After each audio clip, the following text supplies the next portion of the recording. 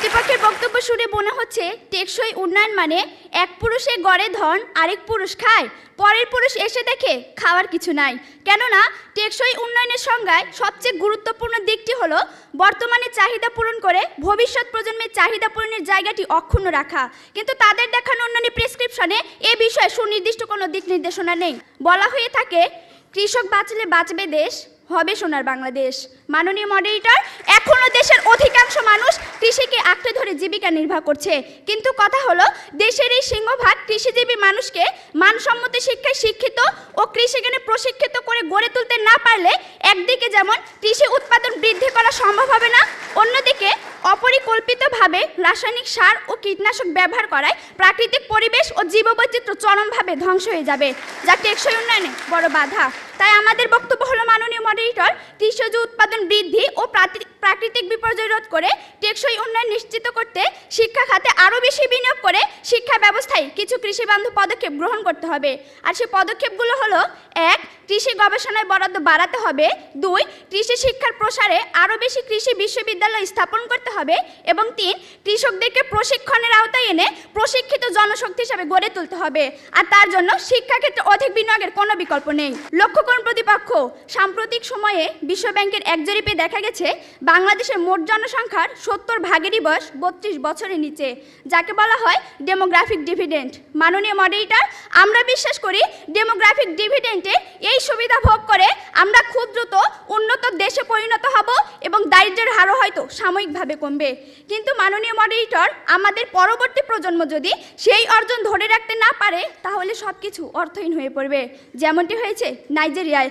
অথচ মাননীয় মডারেটর, আমরা যদি সিঙ্গাপুর কিংবা মালয়েশিয়ার কাছ থেকে শিক্ষা নিয়ে শিক্ষা খাতে অধিক বিনিয়োগ নিশ্চিত করতে পারি, তাহলে মানসম্মত শিক্ষা ও প্রশিক্ষণের মাধ্যমে দক্ষ জনসম্পদ তৈরি হবে এবং অর্জিত হবে টেকসই উন্নয়ন। প্রতিপক্ষ, আপনারা যদি উন্নয়ন ও টেকসই উন্নয়নের মধ্যে পার্থক্য না খুঁজে শুধু আর্থিক উন্নয়নের স্বপ্ন দেখেন, তাহলে তা হবে বোকা স্বর্গে বসবাস করার মতোই বোকামি। মাননীয় মডারেটর, এবার আমি দেখে যাব শিক্ষাক্ষেত্রে বিনিয়োগের সুফলটা কি। লক্ষ্য করুন প্রতিপক্ষ, শিক্ষা এমন একটি খাত যার কাজ হলো দক্ষ জনশক্তি গড়ে তুলে পুঁজির সঞ্চালন ঘটানো। এ প্রসঙ্গে নোবেল বিজয়ী অর্থনীতিবিদ আর্থার শুলজ বলেছেন, প্রাথমিক শিক্ষায় বিনিয়োগ করা সম্পদের সুফল ফেরত আসে 35%, মাধ্যমিক শিক্ষায় 20% এবং উচ্চশিক্ষায় ফেরত আসে 11%।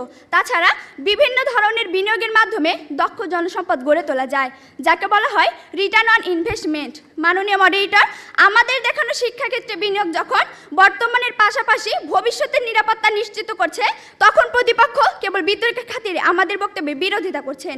প্রতিপক্ষ, দয়া করে টেকসই উন্নয়নে এমন একটি খাত দেখিয়ে যাবেন যে খাতের উন্নয়নে মানসম্মত শিক্ষার প্রয়োজন নেই। আর আপনারা যদি তেমন একটি খাত দেখে যেতে ব্যর্থ হন, আপনাদেরকে অবশ্যই স্বীকার করে নিতে হবে শিক্ষাক্ষেত্রে বিনিয়োগই টেকসই উন্নয়ন নিশ্চিত করতে পারে। মাননীয় মডারেটর, মানসম্মত শিক্ষার জন্য চাই মানসম্মত শিক্ষক, কিন্তু শিক্ষা খাতে পর্যাপ্ত বিনিয়োগ না থাকায় আমরা তা পাচ্ছি না। কেননা শিক্ষকদের বেতন কম হওয়ায় তুলনামূলক মেধাবীরা এই মহান পেশা বেছে নিচ্ছে না। শিক্ষকদের বেতন শুধু কমই নয় মাননীয় মডারেটর, রাষ্ট্রীয়ভাবে তাদের সাথে অবিচার করা হচ্ছে। মাননীয় মডারেটর, একজন শিক্ষকের সন্তান হিসেবে তাদের অসহায়ত্ব রোজই দেখতে হয় খুব কাছ থেকে। মাননীয় মডারেটর, গত ঈদে আমি যখন একটি ভালো পোশাকের জন্য কান্নাকাটি করছিলাম, তখন বাবা আমার হাতে কাগজ কলম ধরিয়ে দিলেন, আমার দিকে ছুড়ে দিলেন একটি গাণিতিক প্রশ্ন।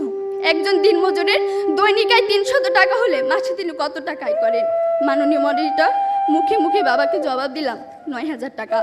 বাবা আমার কাঁধে হাত রাখলেন, চুলের মাঝে হালতো বিলি কেটে বললেন, মা রে, তোর এই বাবা হাই স্কুলের শিক্ষক হিসেবে মাসে 8000 টাকা বেতন পায়। আমি কোনো প্রশ্ন করতে পারিনি বাবাকে, লজ্জায় বাবার মাথাটা নিচু হয়েছিল। পৌরত্বের দ্বার প্রান্তে দাঁড়ানো বাবার বয়সে চোখ হতে খসে পড়ে জল। জানি না মাননীয় মডারেটর, আমার বাবার বয়সে চোখ থেকে খসে পড়া জল শিক্ষার মানকে কতটা টেনে তোলার যোগ্যতা রাখে।